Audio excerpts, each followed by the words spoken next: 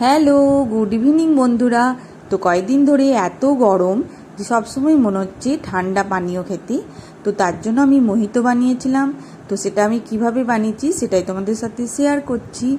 তো তার জন্য প্রথমে এইভাবে কাচের গ্লাসের মধ্যে লেবুর রস নিয়ে নিতে হবে। বেশ খানিকটা লেবুর রস নিতে হবে। এরপর ধনেপাতা আর পুদিনা পাতা পেস্ট নিচ্ছি।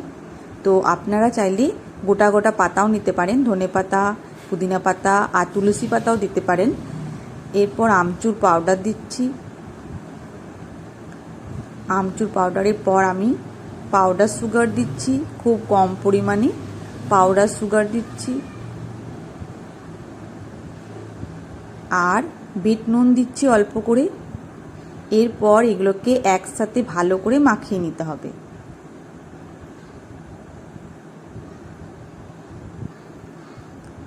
মাখিয়ে নেওয়ার পর অল্প করে বরফের টুকরো দিয়ে ঠান্ডা ঠান্ডা স্প্রাইট এর মধ্যে ঢেলে দিতে হবে।